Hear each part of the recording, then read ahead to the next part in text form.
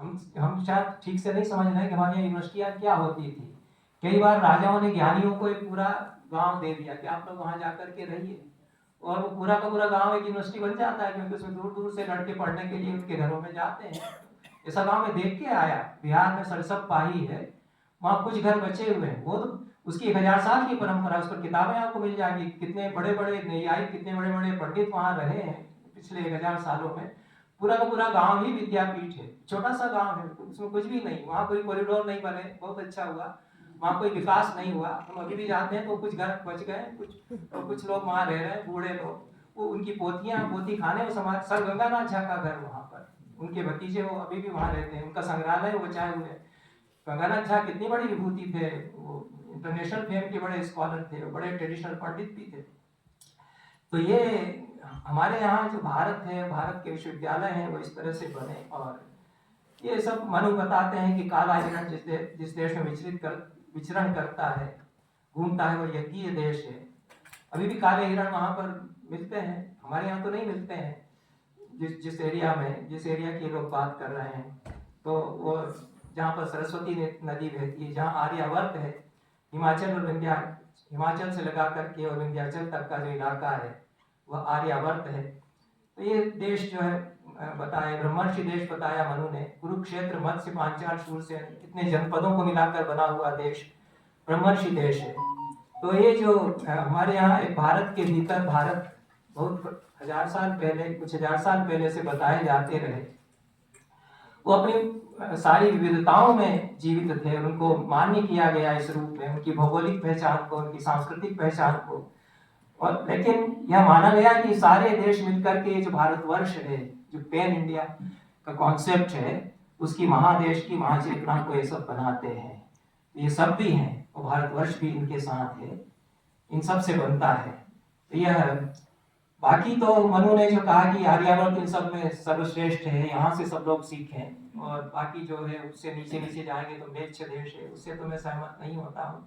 मनु ने शायद देखा भी नहीं होगा, जाके देखते वहाँ दक्षिण में, जिसको म्लेच्छ देश कह रहे हैं, तो इनकी सीमाएं हैं, उसको मैं स्वीकार करता हूँ। लेकिन इस बात को मानना कि इस महादेश के भीतर, जिसको महादेश कह लीजिए कंट्री के अर्थ में चाहे, तो उसके भीतर जो कई देश हैं, रीजन्स हैं, उनकी अपनी संस्कृति की, उनकी अपनी निजता की मान्यता, वो भारत के भीतर भारत है कई। तो यह अब जो बात है विचारने की, कि हम आर्यावर्त की भी बात करते हैं, हिटलर ने भी आर्य की बात करना शुरू कर दिया था, और हम कहीं कहीं आर्यावर्त की बात करते हैं, तो आर्यावर्त की संस्कृति को समूचे भारत की संस्कृति यदि मान लिया जाएगा तो भारत की हत्या होगी। एक प्रयाग अकबर का लैला नाम से उपन्यास है, उसका क्या उच्चारण होगा ये तो कोई जानकार लोग बता सकेंगे। LEILA उसका लिखा हुआ है उपन्यास का नाम, तो लैला कहेंगे कि लेला कहेंगे या लीला कहेंगे, वो आप लोग निर्णय कीजिएगा। लेकिन ये उपन्यास है, ये उपन्यास एक बहुत डरावनी फैंटेसी प्रस्तुत करता है, इसमें आर्यावर्त के रूप में तथाकथित सच्चा भारत बनाने की दारुण परिणतियों का चित्रण है।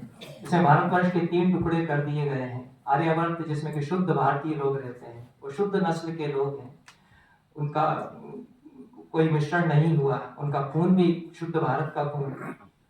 इतनी जोर देकर के महाभारत में कहा गया कि कोई जाति शुद्ध नहीं इस देश में, इतना रक्त का मिश्रण हुआ है, इतनी जातियां आई, इतने एक दूसरे से विवाह हुए, इतने सब, ये युधिष्ठिर कह रहे हैं महाभारत में कि इतना सांकर्य हुआ है हमारे देश में, भारत में, कि शुद्ध नस्ल की तो कोई बात ही नहीं है, और शुद्ध जाति किसकी यहाँ हमारे देश में।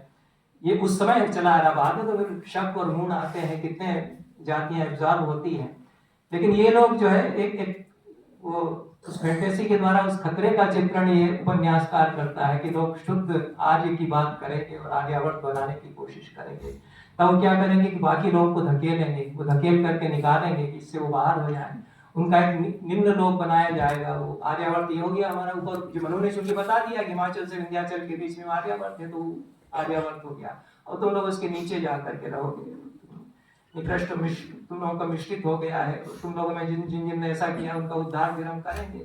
वो उद्धार कैसे करते हैं उसका वो बहुत खौफनाक फिर हो जाता है, उसकी मैं बात नहीं करूंगा। लेकिन ये जो खतरा मंडरा रहा है उस पर विचार किया जाना चाहिए। और भारत के भीतर कितने देश हैं, उनमें कभी हमारे पुरखों ने यह नहीं सोचा कि शक आ गए, गुण आ गए तो वो कुछ है हो जाएंगे। किस किस तरह से उन्होंने सबको अपना लिया है। वो धीरे धीरे हमारी संकीर्ण बुद्धियां कैसे आई हैं कि भारत के भीतर जो अनेक भारत हैं उनकी उज्ज्वलता को और उनकी अपनी पहचान को हमने नकारना आरंभ कर दिया। अथर्ववेद पृथ्वी को माता कहता है। यह पृथ्वी भारत की धरती है। इस धरती पर अगणित नदियां बहती हैं। नदियों को भी हमारे पुरखे माता कहते आए हैं और पूजते आए हैं। भारत के भीतर कई देशों या रीजन्स को नदी मातृक देशों के रूप में परिभाषित किया गया। अब ये एक शब्द है, हमारी हमारे कल्चरल कॉन्टेक्स्ट का एक खास शब्द है। कुछ देश नदी मातृक होते हैं और कुछ देश अनदी मातृक होते हैं। मतलब जिन देशों की माताएं नदियां हैं और जो देश ऐसे अभागे हैं कि उनको नदियां माताओं के रूप में नहीं मिली। ऐसे तो हो ही सकते हैं। तो ये उनकी दृष्टि क्या है कि वो उनको तो नदी माता मिली हुई है। जो नदी मातृक देश का अर्थ है कि उसको सींचती है नदियां माँ की तरह। उसको दूध भी वो कहते हैं, दूध की धार बहा रही है। इस दृष्टि से गंगा, यमुना, कृष्णा, गोदावरी, कावेरी, सिंधु, सरस्वती, इन नदियों के किनारे के देश को सिंधु देश कहा गया है। नदी मातृक देश है। तो 7 नदियां हैं, उन सबका वर्णन मिलता है। बहुत सुंदर वर्णन मिलते हैं ऋग्वेद में 7 नदियों के। इस देश को, इन सारे देशों को, जो नदी मातृक देश हैं, इनको नदियां पोसती रही हैं। और अथर्ववेद के पृथ्वी सूक्त की ही तरह ऋग्वेद में सरस्वती पर ऐसे कुछ सूक्त हैं जिन्हें भी भारतवर्ष के राष्ट्र गीत कहा जा सकता है। उन्हीं में से एक सूक्त में यह ऋषि गत्समत का रचा हुआ सूक्त है। उसमें सरस्वती नदी के बारे में जिस तरह से, जैसे धरती के बारे में वो कह रहे हैं, लगभग उसी तरह का एक विजन सरस्वती नदी का है। सरस्वती नदी तो दुर्भाग्य से लुप्त हो गई। जो कुछ भी भौगोलिक परिवर्तन आए, जियोलॉजिकल चेंजेस हुए, उससे राजस्थान के पास कोई जगह थी विंशन, वहां पर जाकर के गुम हो गई है। उसको खोजा है, उसका रास्ता जहाँ जहाँ बहती थी उसको, वो अलग बात है। लेकिन ये जो उस तरह की भाषा में नदी के लिए भी वो वही अनुभव उनका होता है। अम्बि तमे नदी तमे देवी तमे सरस्वती अप्रशस्ता एवं स्मसी प्रशस्ति मम नस कृति। हे सबसे बड़ी माँ, हे सबसे बड़ी नदी, हे सबसे बड़ी देवी, हे सरस्वती, हम हैं अप्रशस्त जन, तू हमें समृद्धिमय कर दे।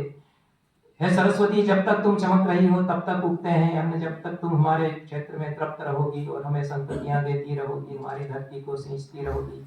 हे अन्नमयी, हे जलमयी, हे ऋत को लाने वाली सरस्वती।